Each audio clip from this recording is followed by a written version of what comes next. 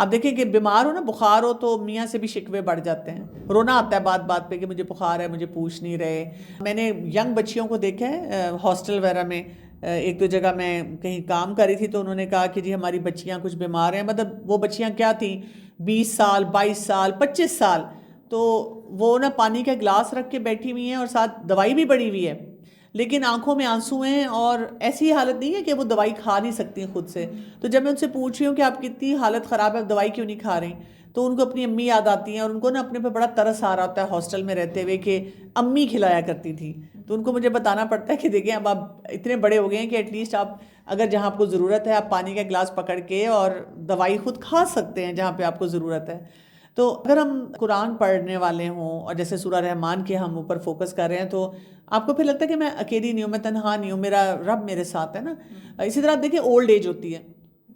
Old age میں اب ہمارے یہاں پہ بہت سارے ایسے چیلنجز ہیں، اور صرف پاکستان کا چیلنج نہیں ہے، ورلڈ اوور چیلنج بن چکا ہوا ہے کہ بچے اپنی جابز اپنی پڑھائی کے سلسلے میں بہت سے دوسرے ملکوں میں شہروں میں چلے گئے ہیں، والدین اکیلے بیٹھے ہوئے ہیں اور وہ بوڑھے بھی ہیں، ان کی بیماریاں بھی ہیں، وہ ان کے ساتھ سٹرگل بھی کر رہے ہیں. ہم تو سمجھتے ہیں کہ اس دفعہ بچوں کو پرواہ نہیں، بچوں کو ٹھیک ٹھاک پرواہ ہوتی ہے، پریشان ہوتے ہیں، کیا کریں ان کی بھی مجبوری ہیں، ان کی کوئی جاب ہے یا پڑھائی ہے. وہ ہم نے ہی ان کو اتنا ایمبیشیس بنایا کہ بیٹا ہمیں چھوڑ کے تم لوگ اپنی پڑھائیوں کی فکر کرو، ہماری پرواہ نہ کرو. تو پھر وہ بڑھاپے میں بھی بچوں نے سوچا کہ ٹھیک ہے مجھے اماں ابا سے محبت تو بہت ہے لیکن پرواہ تو میں نے اپنی پڑھائی کی کرنی ہے نا اور اپنے کاموں کی کرنی ہے. تو ایسے موقع پہ بھی آپ دیکھیں ہمیں یہ فیل ہونا شروع ہو جاتا ہے کہ کوئی بھی نہیں، اور لوگ بھی بڑا احساس دلاتے ہیں بچے نہیں آئے، بچوں نے نہیں پوچھا، کوئی آیا نہیں، کوئی دیکھ نہیں رہا. ہم اور زیادہ پریشان ہوتے ہیں کہ ہائے اللہ ہم تو اکیلے رہ گئے ہیں. اور اب آپ دیکھیں سوشل میڈیا پہ ایسی خوفناک کہانیاں بھی آتی ہیں کہ کوئی پتہ چلا جی 2 مہینے بعد ان کا گھر کھولا، اپارٹمنٹ کھولا تو وہاں سے جی ان کی کوئی ڈیڈ باڈی ملی اور بچے بھی نہیں آ رہے. تو ہم اور خوف زدہ ہوتے ہیں کہ اگر ہم بھی اکیلے رہ رہے ہوں تو ان چیزوں سے ہم گھبراتے ہیں. تو شروع سے انسان اگر سوچے کہ میں نے اپنا معاملہ اللہ پہ چھوڑ دیا اور میں اللہ سے اچھے کی امید رکھتی ہوں، ایسی دعائیں بھی انسان پڑھے جیسے وہ ہے نا اللہم احسن عاقبتنا فی اموری کلیہا، کہ اللہ تعالیٰ میرے تمام معاملات کا ایک اچھا خاتمہ ہو، اچھے طریقے سے میرے معاملات سمٹ جائیں. تو انسان کو نا یہ بھی بڑی پروٹیکشن ملتی ہے. پھر یہ کہ اس سے پتہ یہ چلتا ہے کہ جب ہم اللہ تعالیٰ کے نام پڑھتے ہیں اور خاص طور پہ الرحمن سے شروع کر رہے ہیں تو اس کا مطلب کیا ہے، ہمارے جو بھی فیئرز ہیں نا ہم ان کو سائڈ پہ رکھ رہے ہیں، ہم اپنے رب پہ بھروسہ کریں.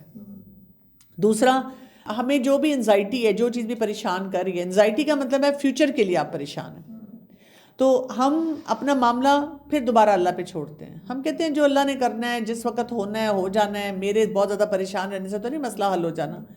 اور اسی طرح جب ہم تنہا ہوتے ہیں تب بھی ہم اپنے رب کو یاد کرتے رہتے ہیں. یہاں پہ ہم دیکھتے ہیں کہ جو بھی ایک ہمارا ٹراما ہوتا ہے نا، کسی بھی قسم کا، کسی بھی نیچر کا ہو سکتا ہے، اس میں سورہ رحمان سننا جو ہوتا ہے نا ہمیں بہت تھیراپیوٹک اسی وجہ سے ہو جاتا ہے. ایک تو ہم اللہ تعالیٰ کی رحمت پہ بہت زیادہ پھر بھروسہ کرنا شروع کرتے ہیں، جس پہ ہمیں کرنا بھی چاہیے. ہمیں لگتا ہے کہ کوئی ہمارا خیال رکھنے والا ہے، کوئی ہمیں دیکھ رہا ہے، کوئی ہمارے دل کو ڈھارس دینے والا ہے. تو آپ اس سٹیپ میں کیا کرتے ہیں کہ آپ کی گراؤنڈنگ سٹرونگ ہو جاتی ہے کہ مجھے یقین ہے اپنے رب پہ. اور یہ فرق ہم محسوس کرتے ہیں جب ہم اپنے پیشنٹس کو دیکھتے ہیں کہ کون اللہ پہ کتنا بھروسہ کر رہا ہے، کیونکہ اس کا رزلٹ بھی ہمیں نظر آنا شروع ہو جاتا ہے. دوسرا کیا ہے کہ ہمارا مائنڈ سیٹ یہ بنتا ہے کہ جو اللہ تعالیٰ نے بیلنس پوری دنیا میں کریٹ کیا ہے، رحمان ہونے کا مطلب یہ بھی ہے کہ اللہ تعالیٰ نے بہت بیلنس کریٹ کیا ہے. جیسے کچھ لوگ کہیں گے پتہ نہیں مجھے یہ بیماری کیوں ہوگی. اب زیادہ تر بیماریوں کے بارے میں ایکسپرٹس یہ کہتے ہیں کہ یہ ہمارے اپنے ہاتھوں کی کمائی ہے. ہم نے اپنی زندگی میں اتنے غلط فیصلے کیے ہوتے ہیں، اور فرض کریں کہ کسی سٹیج پہ آ کے اگر ہمیں پتہ بھی چل جائے کہ یہ جو میں نے فیصلہ کیا تھا یہ ٹھیک نہیں تھا، اس کو مجھے بہتر بنانا چاہیے تھا، تب ہم کہتے ہیں اب کیا فائدہ، اب تو میں 50 سال کی ہو گئی ہوں، اب کیا فائدہ، اب تو پتہ نہیں میں مرنے والی ہوں، لاؤ بھئی وہی گلاب جامن رسگلے بریانی نہاری پلاؤ، اور بس میں بیٹھی ہوئی ہوں اور بیٹھے بیٹھے حکم بھی چلا رہی ہوں اور راتوں کو سو بھی نہیں رہی اور غصہ بھی کر رہی ہوں. تو ہم اپنی صحت پہ انویسٹ کرنے کے لیے تیار نہیں ہوتے. تو رحمان اپنے رب کو یاد کرنا جو ہے ہمیں کیا بتاتا ہے کہ مجھے اپنے مائنڈ شفٹ بھی کرنا ہے. اللہ تعالیٰ نے پوری کائنات میں اتنا بیلنس کریٹ کیا ہے, اتنی ہارمنی سسٹم میں رکھی ہوئی ہے, تو میں ڈر کے ساتھ رہنے کی بجائے, جو ہمارا ایمیگڈلا ہے, جو ایموشنل سینٹر ہے جو ہمیں ڈر دیتا ہے, اس کی بجائے میں پری فرنٹل کارٹیکس سے سوچوں, یہ جو دماغ کا حصہ ہے اس سے سوچوں, اور وہاں پہ کیا سوچوں کہ مطلب میں اگر ہارمنی میں نہیں ہوں, بیلنس سے ہٹی, اس کو ٹھیک کر لوں نا.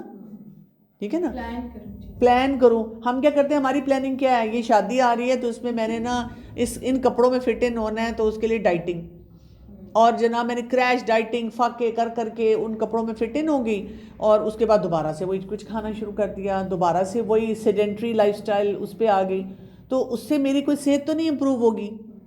تو الرحمن ہمیں یہ بھی بتاتا ہے کہ اللہ تعالیٰ نے پورا سسٹم ہمارا کتنا شاندار بنایا ہے, اور کتنی اچھے طریقے سے اللہ تعالیٰ نے ہمارے لیے آسانیاں رکھی ہیں پورے سسٹم. اور اسی کا پھر تیسرا حصہ آتا ہے امید. ہمیں کوئی مقصد نظر آتا ہے, کوئی پازیٹیو ایموشنز ہم جنریٹ کرتے ہیں, اور ہم اپنی بیماریوں کو ٹھیک کرنے کے لیے تیار ہوتے ہیں. تو یہاں سے یہ بھی سمجھ آتی ہے کہ جو سورہ رحمان ہے نا, وہ ہمیں ایموشنل کتھارسس بھی دیتا ہے کہ ہم کیا کریں. آپ دیکھیں بہت سے لوگ جو ہیں وہ سورہ رحمان جو سنتے ہیں وہ رونا شروع کر دیتے ہیں. وہ جو اسپیشلی آخری آیات تک ہم پہنچتے ہیں نا, اور بار بار آ رہا ہے فَبِأَيِّ آلَاءِ رَبِّكُمَا تُكَذِّبَانِ فَبِأَيِّ آلَاءِ رَبِّكُمَا تُكَذِّبَانِ. تو دل بھر جاتا ہے انسان کا. انسان واقعی سوچتا ہے کہ اللہ تعالیٰ کتنی دفعہ جیسے ہمیں پیار سے, محبت سے, لیکن جھنجھوڑ کے بار بار بتا رہے ہیں کہ یہ نعمتیں تمہیں کیوں نہیں نظر آ رہی. تو جب انسان روتا ہے اپنے رب کو یاد کرتے ہوئے, اپنے رب کے آگے تھوڑا شرمندگی کے احساس کے ساتھ کہ مجھ سے کیا ہو گیا, اپنا دل اللہ کے سامنے کھولتا ہے, تو آپ کے جو ٹریپڈ ایموشنز ہیں نا وہ ریلیز ہوتے ہیں. آپ دیکھیں لوگوں کے ساتھ ہم کبھی جب بات کرتے ہیں نا, میں نے یہ دیکھا ہے کہ جب میں کوچنگ وغیرہ کروں نا, تو کچھ لوگ جب مجھ سے بات کرتے ہیں تو وہ بیچارے بار بار مجھے کہتے ہیں آپ پتہ نہیں میرے بارے میں کیا سوچ رہی ہوں گی. اچھا میں ان کو کہہ بھی دوں کہ نہیں میں کچھ بھی نہیں سوچ رہی, لیکن ان کو یقین نہیں آتا. دیکھیں میں اتنی بری نہیں ہوں, لیکن پتہ نہیں میرے حالات نے مجھے ایسا بنا دیا ہے.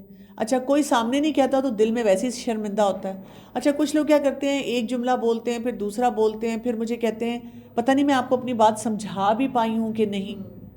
لیکن اللہ تعالیٰ کے ساتھ کیا ہے, اللہ تعالیٰ کو تو ہمیں کچھ بھی سمجھانے کی ضرورت نہیں ہے, اپنے رب کو کچھ بھی بتانے کی ضرورت نہیں ہے, کیونکہ جو بھی ہمارا رب کہہ رہا ہے ہم کتنی آسانی سے وہ سارا معاملہ, سارا کام جو ہے وہ کر سکتے ہیں. یعنی ہمیں اس میں کوئی مشکل ہی نہیں ہے کہ ہم نہ کر سکیں. تو یہاں سے ہمیں کیا پتہ چلتا ہے کہ جب ہم قرآن پڑھتے ہیں اور کوئی بھی سورت پڑھتے ہیں, تو ہم نہ اگر رو رہے ہیں نا, ہمیں یہ بتانے کی ضرورت نہیں کہ اللہ تعالیٰ پتہ نہیں آپ میرے بارے میں کیا سوچ رہے ہیں. ہمیں یہ بتانے کی ضرورت نہیں ہے کہ اللہ تعالیٰ کو تو میں ایکسپلین نہیں کر پا رہی, وہ جو میرے دماغ میں چل رہا ہے نا اللہ تعالیٰ کو پتہ ہے, سمجھ آ گئی. اس سے کیا ہوتا ہے کہ ایموشنل ریلیز بڑا ہیلدی ہوتا ہے نا آپ کا. اچھا لوگوں سے جب ہم بات کرتے ہیں, ایموشنل ریلیز کرتے ہیں, پھر بعد میں ہمیں گلٹ ہوتا ہے پتہ نہیں میں نے غیبت کر دی, اور کئی جگہ پہ ہم کر بھی چکے ہوتے ہیں. جیسے آپ تو ڈاکٹر ہیں نا, آپ کو تو ہم نے بتا دیا, لیکن کسی نے رشتے دار کو بتا دیا تو یار میں نے ساری اصلیت بتا دی, سارے گھر کا حالات, مطلب ہاں جی کوئی پریشانی ہے تو ہم نے فرینکلی سب کچھ بتا دیا, تو ہم بعد میں سوچتے ہیں یار اس کو تو سارا پتہ چل گیا میرے گھر کے. ہاں جی, ہاں یہ بھی ہوتا ہے. آپ کبھی کبھی کسی کو کوئی بات بتاتے ہیں, بعد میں وہ آپ کو ایموشنلی بلیک میل بھی کر لیتے ہیں کہ لو تب تو تم نے اپنے میاں کے بارے میں, ساس کے بارے میں یہ کہا تھا, یا اس ساس کو جا کے بتا دیا, یا کسی اور کے سامنے کہہ دیا کہ اس کا تو میاں ایسا ہے, اس کے تو بچے ایسے ہیں, ان کا تو یہ مسئلہ ہے. اللہ تعالیٰ کے ساتھ کوئی پردہ نہیں ہے ہمارا. اس سے آپ کا بلڈ پریشر ٹھیک ہونا شروع ہو جاتا ہے, اس سے آپ کی باڈی میں وہ جو ایموشنل ٹاکسنز ہیں وہ نکلنا شروع ہو جاتے ہیں, اس سے آپ اسپرچولی بہت زیادہ اسٹرانگ ہونا شروع ہو جاتے ہیں. آپ کی جو زندگی ہے نا اس میں آپ کی بہتری آنا شروع ہو جاتی ہے, آپ کو چیزیں, معاملات جو ہے وہ بہت اچھے لگنا شروع ہو جاتے ہیں. سو ایموشنل پیوریفیکیشن جو ہے یہ اٹس پارٹ آف دیٹ. تو اب آپ دیکھیں کتنے بینیفٹس جو ہمیں مل رہے ہیں. یعنی ایک ہم نے جو ریسیٹیشن تھی اس سے ہمارے دماغ کے اندر کیا کیا تبدیلیاں آ رہی ہیں, اور اس میں وہ کہتے ہیں کہ کچھ اسٹڈیز میں دیکھا گیا ہے کہ کوئی الفا برین ویوز ہوتی ہیں, وہ الفا برین ویوز جو ہوتی ہیں وہ ہمیں کام کرنے پہ, پرسکون کرنے پہ فوکس کرتے ہیں, وہ بہت جلدی اس طرح کے معاملات میں بڑھنا شروع ہو جاتی ہیں. ہم اپنے آپ کو بہت بہتر محسوس کرتے ہیں, نیورولوجیکلی بھی ہمیں بہت زیادہ بہتری محسوس ہونی شروع ہو جاتی ہے. اچھا پھر برکت کا کانسیپٹ جو ہے نا اس کو ہم نے بہت اچھی طرح سے سمجھنا ہے. جیسے میں نے آپ سے ذکر بھی کیا کہ قرآن پاک میں کیا آتا ہے کہ وَنُنَزِّلُ مِنَ الْقُرْآنِ مَا هُوَ شِفَاء. اللہ تعالیٰ نے قرآن کو جو نازل فرمایا ہے اس میں شفا ہے. تو یہ شفا کیسی ہوتی ہے نا، ہم نے یہ بھی دیکھ لیا کہ ہماری بہت ملٹیپل قسم کی ہماری بیماریاں، روحانی بیماریاں ہیں، جسمانی بیماریاں ہیں، نفسیاتی بیماریاں ہیں. اس میں نا برکت کو کیا ہم نے سمجھنا ہوتا ہے. کچھ ڈاکٹرز نے اس کے اوپر ریسرچ کی ہے اور وہ یہ دیکھ رہے ہیں کہ جب ہم یہ پڑھتے ہیں تو مطلب وہ کینسر کا مریض وہ بہتر ہونا شروع ہو جاتا ہے. لیور پیشنٹس میں دیکھا گیا، آپریشن کے بعد دیکھا گیا ریکوری بہت بہتر ہو رہی ہے. نفسیاتی مسائل میں دیکھا گیا کہ ریکوری بہتر ہو رہی ہے، کیونکہ آپ کے اندر ایک عجیب سی اسپریچول قسم کی روحانی انرجی جو ہے نا بڑھ جاتی ہے.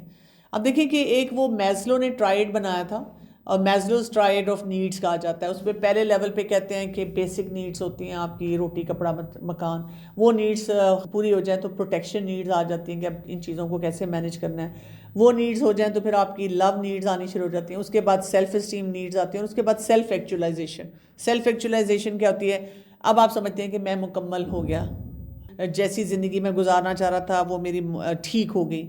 تو یہ برکہ کا کانسیپٹ ہوتا ہے. تو مومن جو ہوتا ہے نا، اس کی زندگی میں اگر کوئی باقی نیڈز میں کمی رہ بھی جائے نا، وہ اپنے آپ کو پھر بھی کھڑا کر لیتا ہے، وہ اٹھا لیتا ہے، وہ بہت سے معاملات کو بہتر بنا لیتا ہے. تو یہ تھیراپی جو ہوتی ہے یہ کیا کرتی ہے کہ ہمارے دماغ کو، ہماری سوچ کو، ہمارے فیئرز کو، ہمارے بہت سی مشکلات جو ہیں ان کو ٹھیک کرنا شروع کر دیتی ہے، اور ہمارے اندر کانفیڈنس آتا ہے. کانفیڈنس کہاں سے آتا ہے؟ جیسے دیکھیں، آپ نے دیکھا ہوگا کہ کبھی آپ کو کوئی بیماری ہو اور اگین وہیں آپ کسی سے بات کرتے ہیں تو وہ آپ کو یہ نہیں بتاتے کہ کوئی ٹھیک ہو گیا. وہ یوزلی کیا بتاتے ہیں؟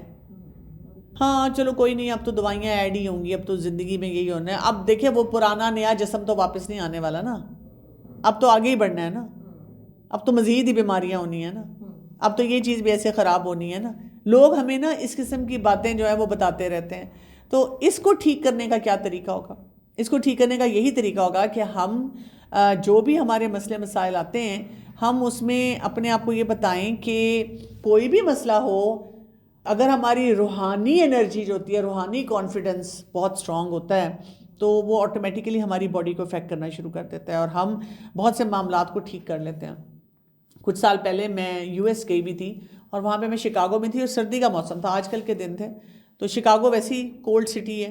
میں لیک میشیگن گئی جو کہ ایک سمندر کی طرح ہے، کہنے کو لیک ہے، اور میں صبح صبح فجر کے وقت گئی تھی اپنی کزن کے ساتھ. تو وہاں پہ اس کی ٹیچر مجھے ملی جو کہ موسٹ پرابلی لیٹ 60s یا 70s ارلی 70s میں ہوں گی، اور وہ وہاں سوئمنگ کے لیے آئی ہوئی تھی، اور انہوں نے ٹھنڈے پانی میں ہمارے سامنے سوئمنگ کی. وہ کہتی ہیں کہ میں تو ہفتے میں 3 دن جو ہے نا یہاں پہ ضرور سوئمنگ کرتی ہوں. وہ تھی اور ان کی ایک دوست تھی، وہ کہتی ہے نہایت فٹ قسم کی ٹیچر ہیں. تو پہلے تو میں ان کو دیکھتی رہی، اتنی ٹھنڈ تھی کہ میں نے تھرمل پہنا ہوا تھا، موٹے کپڑے پہنے ہوئے تھے، اور ایک بہت موٹی جیکٹ پہنی ہوئی تھی، کیپ پہنا ہوا تھا، گلوز پہنے ہوئے تھے، ساکس پہنی ہوئی تھی. میں نے ایسے اپنے گلو اتار کے تو میں نے سوچا کہ میں نا ذرا پانی کو دیکھوں کہ کیسا ہے. تو پانی یخ سے بھی زیادہ یخ ٹھنڈا تھا، اور مجھے سمجھ نہیں آ رہی تھی کہ انہوں نے اتنے آرام سے اس میں سوئمنگ کیسے کر لی. بات یہ سمجھ آتی ہے کہ ہم اپنے نیورل پاتھ ویز کو ری وائر کرتے ہیں جب ہمارا کسی چیز پہ یقین ہوتا ہے. اس نے یقین تھا کہ میں پانی میں جا سکتی ہوں، مجھے کوئی بیماری نہیں ہوگی، کوئی مشکل نہیں ہوگی، بلکہ میں اور ہیلدی ہو کے باہر نکلوں گی. تو وہ اس نے کیا، اور اس نے تقریباً 15-20 منٹ وہاں پہ سوئمنگ کی، اور سوئمنگ کر کے واپس آ کر پھر اس نے اپنا کوٹ شوٹ پہنا اور اپنے آپ کو گرم کیا. تو آپ دیکھیں کہ جو کرنے والے ہوتے ہیں نا، وہ جب اپنا مائنڈ سیٹ بنا لیتے ہیں تو وہ سب کچھ کرتے ہیں. تو ہمارا اگر توکل اللہ پہ ہوگا تو ہم بہت سے ایسے معاملات کو بھی بہتری کی طرف لے کے جا سکتے ہیں.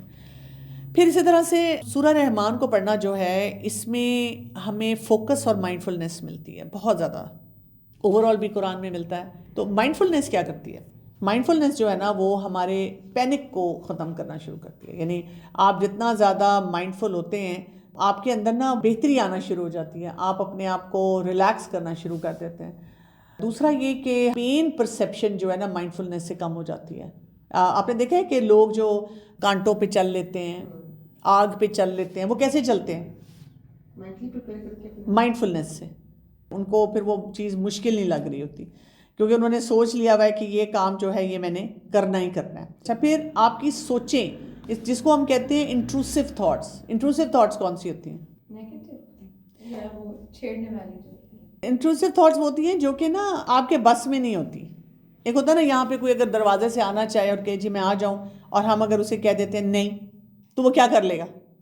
وہ کچھ بھی نہیں کر سکتا، خاموش ہو جائے گا کہ اچھا جی ٹھیک ہے. انٹروسو تھاٹس ہوتی ہیں کہ جی وہ کہتا ہے نہیں جی دروازہ بند بھی ہے کھلا بھی ہے جو بھی ہے آپ جو مرضی کر رہے ہیں میں نے آنا ہی آنا ہے. یہ ہوتی ہے انٹروسو تھاٹس. جتنے آپ مائنڈفل ہوتے ہیں آپ کی وہ انٹروسو تھاٹس جو ہیں وہ کم سے کم ہوتی چلی جاتی ہیں. اب بہت سے لوگ جو ہیں وہ اکثر اوقات کیا بات کہتے ہیں، وہ یہ کہتے ہیں کہ جی مجھے نا بہت سی سوچیں آتی ہیں اور میرا ان پہ بس نہیں ہوتا. تو جب میں ان کو اس کا طریقہ بتاتی ہوں میں کہتی ہوں آپ اس سوچ کو صرف کہا کریں کہ میں آپ کے بارے میں بھی نہیں سوچ سکتی، میں ضروری کام کر رہی ہوں، میں کل سوچوں گی شام کو سوچوں گی. تو ہنستے ہیں لوگ، یہ کیسے ہوگا؟ میں کہتی ہوں ہاں انٹروسو تھاٹس ہے نا. جیسے کوئی انسان آنا چاہتا ہے آپ کہتے ہیں نہیں سوری آپ یہاں نہیں آئے. اگر کوئی تنگ کر رہا ہے آپ لاک لگا لیں، آپ اس کو کوئی ٹائم دے دیں تو وہ چیز ٹھیک ہو جاتی ہے. اسی طرح مائنڈفلنس سے آپ کا انسومنیا کم ہوتا ہے. انسومنیا کیا ہوتا ہے؟ یہ نیند کی بیماری ہے جس میں آپ کی نیند ٹھیک نہیں آتی. اس کو ہم اگر ریلیٹ کریں ایک ایڈوانس سائیکالوجی کا پرنسپل ہے، اس کو ہم کہتے ہیں پولی ویگل تھیوری. پولی ویگل تھیوری جو ہے وہ کیا کہتی ہے کہ ہیلنگ ہوتی ہے جب ویگس نرو کو ایکٹیویٹ کیا جاتا ہے. اور ویگس نرو جو ہے وہ ایکٹیویٹ ہوتی ہے کسی آواز سے، کسی ردم سے.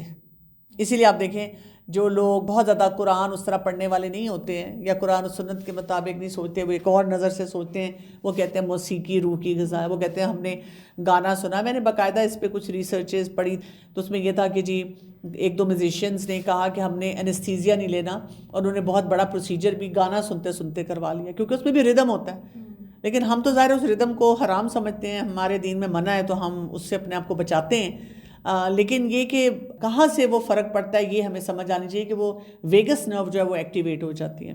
تو سورہ رحمان جب ہم پڑھ رہے ہیں تو کیا ہو رہا ہے کہ وہی ایک ردم جو ہے وہ پروڈیوس ہو رہا ہے جس سے لوگوں کو ریلیکس فیلنگ ہو رہی ہے. اگر رونا آ رہا ہے تو وہ رو رہے ہیں، تو اس سے کیا ہو رہا ہے کہ ویگس نرو کی ایکٹیویشن ہو جاتی ہے اور اس سے پھر ایک دم ان کے اندر ایک بہت اچھی سی کیفیت آتی ہے.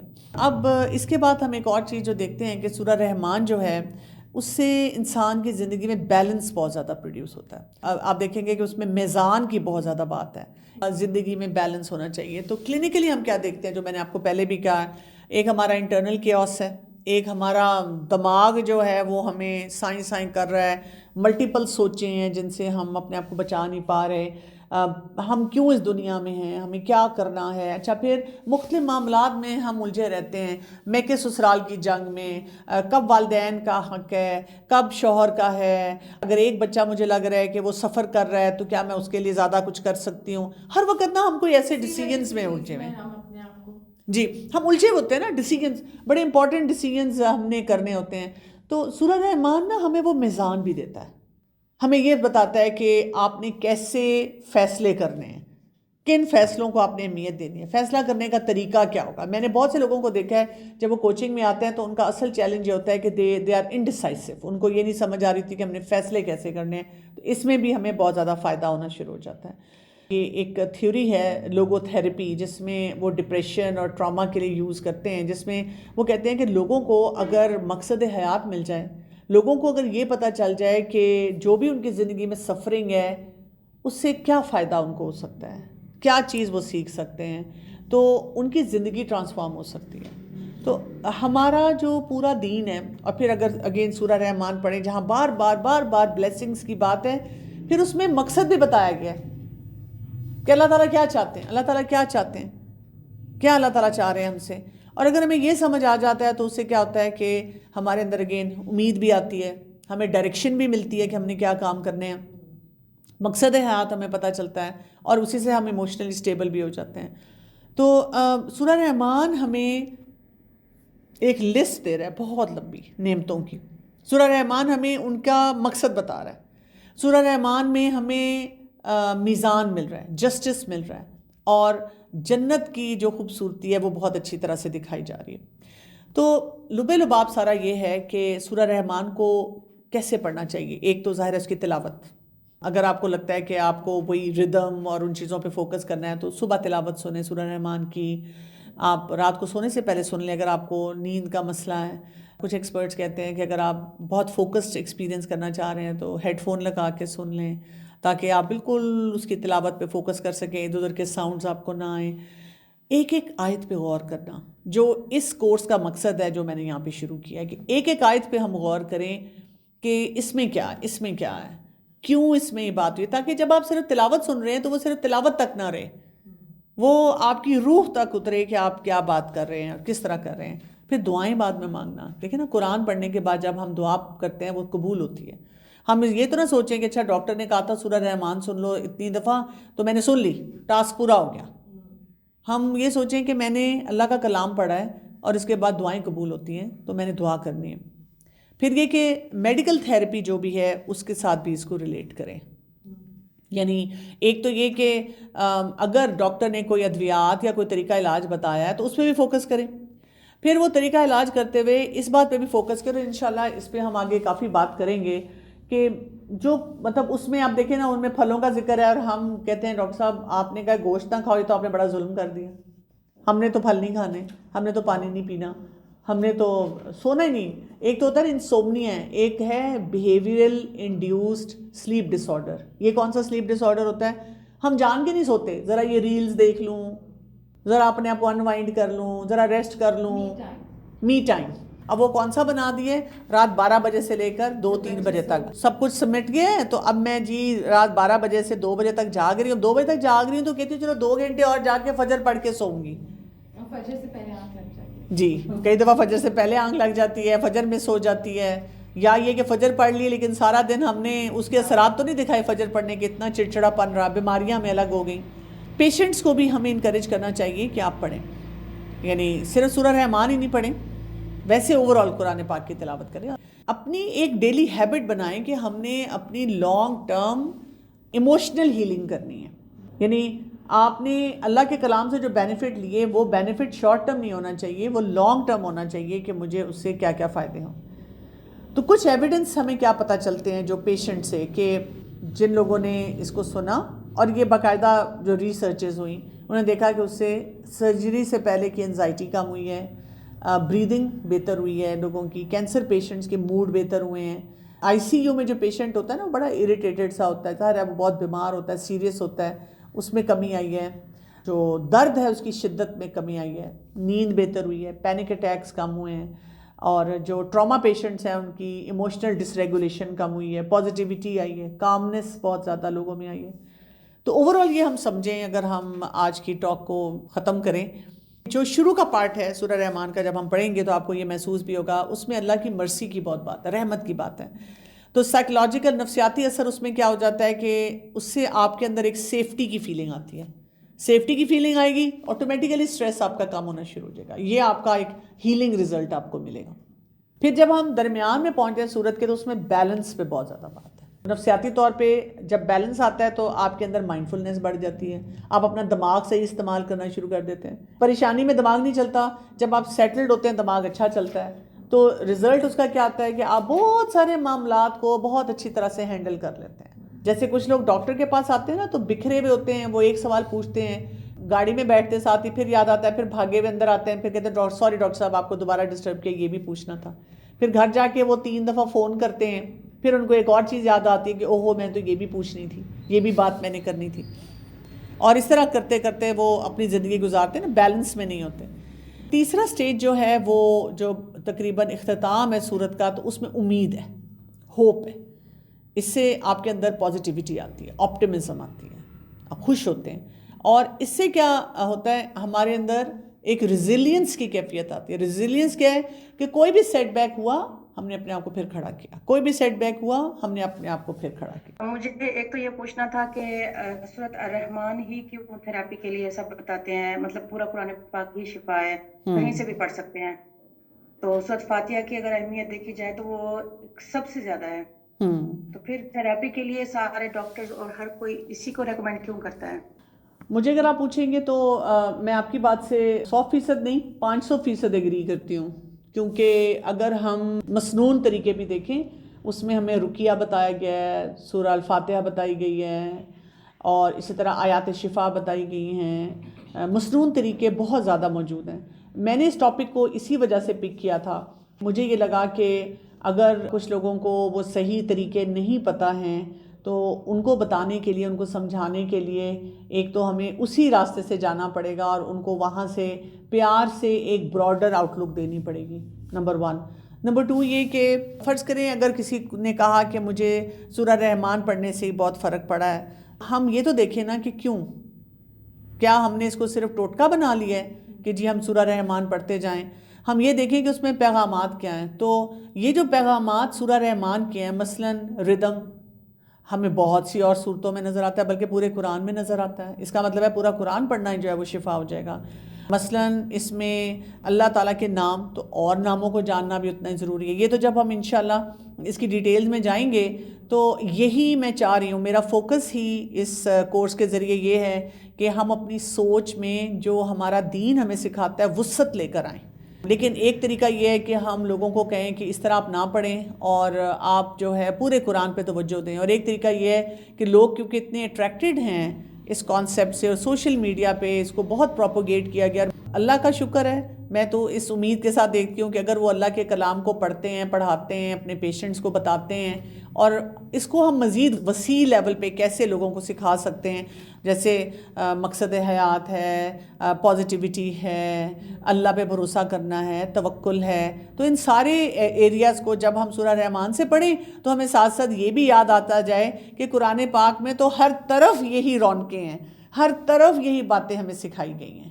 میں یہ کہنا چاہوں گی، یوزلی کہا جاتا ہے کہ قاری باسط کی ہی آواز میں، اس پہ آپ رہنمائی کیجیے کہ ان کی آواز میں ہی کیوں، ہم کسی اور قاری کی آواز میں جس کی آواز ہمیں اچھی لگتی ہے ہم اس کی آواز میں کیوں نہیں سن سکتے، یا کسی فیمیل کی آواز میں.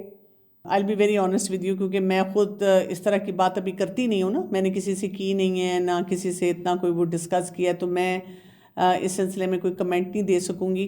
لیکن میں آپ کو وہی اپنی پرسنل اپروچ ہی بتاؤں گی کہ جس مرضی قاری کی آواز میں سن لیں جو آپ کو پسند ہے، کیونکہ ہم نے تو اللہ کا کلام سننا ہے نا، اور اللہ کے کلام کے اوپر فوکس کرنا ہے. وہ کہتے ہیں کہ جس ڈائلیکٹ میں انہوں نے قرات کی ہے نا، اچھا جس ڈائلیکٹ میں کی ہے اس کے اثرات، ٹھیک ہے، وہ کہتے ہیں جس ڈائلیکٹ میں انہوں نے قرات کی ہے اس کے اثرات بہت زیادہ ہے. تو اس میں ہو سکتا ہے وہ ردم زیادہ ہو جو ہم بات ابھی کر رہے تھے، اور اس کی وجہ سے رزلٹ آ رہے ہوں. لیکن میں یہ نہیں چاہتی کہ اس کورس سے آپ صرف سورہ رحمان ہی پڑھتے رہیں. میں یہ چاہتی ہوں کہ اس کورس کو سمجھتے ہوئے آپ اپنی ویژن کو براڈ کریں کہ ہم نے کس طرح سے یعنی اللہ کے پورے کلام کو اہمیت دینی ہے اور مسنون طریقوں کو زیادہ رائج کرنا ہے. میرا کوشچن یہ ہے کہ جیسے آپ نے کہا کہ انزائٹی نہیں ہوتی نا، یہ ذرا قرآن وغیرہ آپ پڑھتے ہیں، سورہ رحمان پڑھیں تو پھر انزائٹی بہت کم ہو جاتی ہے.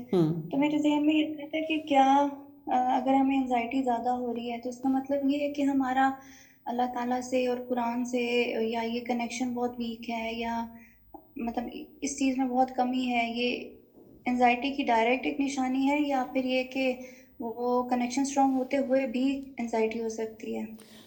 یہ آپ نے بہت اہم سوال پوچھا ہے کہ دیکھیں انزائٹی جو ہوتی ہے نا ہمیں، وہ ہوتی ہے ہم اپنے فیوچر کے بارے میں پریشان ہوتے ہیں. ہم میں سے کوئی انسان ایسا نہیں ہے جو اپنے فیوچر کے بارے میں نہ سوچتا ہو. اگر ہماری زندگی میں تھوڑا ٹھہراؤ ہوتا ہے، اور آج ہم نے جن پرنسپلز پہ بات کی، ہم ان پرنسپلز کو اپنی زندگی میں بہتر بناتے ہیں اور ان کے بارے میں غور و فکر کرتے ہیں اور اللہ پہ بھروسہ بھی کرتے ہیں، اور جو اپنے اندر وہ پازیٹیو ایلیمنٹس لانے چاہیے وہ لاتے ہیں، تو پھر کیا ہوتا ہے کہ ہم اس انزائٹی کو سلوشن مل جاتا ہے کہ اچھا فیوچر میں کیا کرنا چاہیے. مثلاً ایک والدہ ہیں، وہ پریشان ہے کہ میری بیٹی کی شادی کب ہوگی، رشتے اچھے نہیں مل رہے، اب وہ پریشان ہیں. تو اگر وہ کہتی ہیں کہ دیکھو یہ تو تقدیر کا فیصلہ ہے، جب وقت لکھا ہوا ہے تبھی رشتہ ہوگا، تو چلو میں اس کی تعلیم پہ توجہ دوں، اس کو ہنر مند بناؤں، اس سے ریلیشن شپ اچھا کروں، اس سے اچھا وقت گزاروں اس کے ساتھ، تو وہ انزائٹی ان کی کم ہو جائے گی. میرا گھر کب بنے گا، میرا ایڈمیشن فلاں جگہ ہوگا کہ نہیں ہوگا، میں یہ کام کر سکوں گی کہ نہیں کر سکوں گی. تو یہ وہ انزائٹی والے لوگ ہوتے ہیں جو فیوچر کے بارے میں جب سوچتے ہیں تو ان کو کوئی انسفیشینٹ فیلنگ آتی ہے، یا ان کو لگتا ہے کہ میرے اندر اتنی کیپیسٹی نہیں ہے کہ میں اس مسئلے کو حل کر سکوں، تو وہ ایسی باتیں سوچتے ہیں. تو اس کا بہت آسان نتیجہ یہ ہوتا ہے جو ہمیں قرآن سکھاتا ہے، ٹھہراؤ لانا، مائنڈفلنس، کہ آپ ابھی سوچیں ابھی میں کیا کر سکتی ہوں جس سے کہ آگے آنے والے فیوچر میں اس چیز کا کوئی مجھے حل مل سکے. تو آپ اپنے آپ کو بہتر بنا لیتے ہیں. لیکن یہ نہیں ہے کہ آپ قرآن پڑھنے والے ہیں، اللہ تعالیٰ کے ساتھ تعلق رکھنے والے ہیں تو آپ کو انزائٹی نہ ہو. یہ نہیں ہے کہ آپ بہت گناہ گار ہیں شاید، کہ اگر جی استغفر اللہ 5 وقت کی نماز پڑھتے ہیں، آپ دعائیں پڑھتے ہیں، تو آپ کو انزائٹی ہو رہی ہے. ہوتی ہے. اسی لیے تو ہمیں یہ ساری ڈپریشن کی، انزائٹی کی، پریشانی کی، رنج کی، گھبراہٹ کی دعائیں بتائی گئی ہیں. اس کا مطلب ہے رسول اللہ صلی اللہ علیہ وآلہ وسلم کے پاس جو افراد آتے تھے جس میں صحابہ اکرام تھے، صحابیات تھیں، ان کو یہ مسئلے ہوتے تھے، اور جب بدر کا موقع تھا اور بہت پریشانی، گھبراہٹ اور انزائٹی کا موقع تھا کہ کیا ہوگا، مسلمانوں کے سٹیکس بہت ہائی تھے، تو صحابہ اکرام جب رسول اللہ صلی اللہ علیہ وآلہ وسلم کو ڈھونڈ رہے تھے تو انہوں نے کیا دیکھا کہ اس گھبراہٹ سے آپ صلی اللہ علیہ وآلہ وسلم کیسے ڈیل کر رہے تھے، دعائیں اور نوافل، اللہ سے گڑ گڑا کے کیا کہہ رہے تھے، یا حیو یا قیوم برحمتک استغیث، اور بہت ہی یعنی ایک ایموشنل بانڈنگ کا اظہار کر رہے تھے کہ ہمیں اللہ کی کتنی مدد چاہیے۔ تو اگر آپ کو انزائٹی کبھی ہو تو you are an absolutely normal person, آپ نے یہ نہیں سوچنا کہ اچھا مطلب میرا ایمان ہی نہیں ہے، نہیں، آپ کا ایمان بھی ہے، سب کچھ ہے، آزمائش بھی تو ہو سکتی ہے۔ جی آزمائش ہوتی ہے، ٹیسٹ ہوتا ہے اللہ کی طرف سے۔ اور دوسرا یہ کہ اب آپ نے صرف یہ دیکھنا ہے کہ اچھا اس انزائٹی کو ہینڈل کرنے کا طریقہ کیا ہوگا۔ اگر آپ اس کو ہینڈل صحیح کر لیتے ہیں تو الحمدللہ انشاءاللہ آپ کو اچھے ریزلٹس ملنا شروع ہو جاتے ہیں۔ کچھ لوگوں کی پرسنالٹیز بھی ایسی ہوتی ہیں کہ وہ جلدی پریشان ہو جاتے ہیں، تو ان کو پھر اپنے سکلز پہ بھی زیادہ کام کرنا پڑتا ہے۔ کچھ لوگوں کی پرسنالٹیز ایسی ہوتی ہیں کہ وہ ذرا ٹف ہوتے ہیں، تو وہ اپنے بہت سے معاملات کو زیادہ آسانی سے مینیج کر لیتے ہیں۔ تو آپ سے اب اجازت چاہتی ہوں۔ سبحانک اللہم و بحمدک، اشہد ان لا الہ الا انت، استغفرک و اتوب الیک۔ السلام علیکم و رحمۃ اللہ وبرکاتہ۔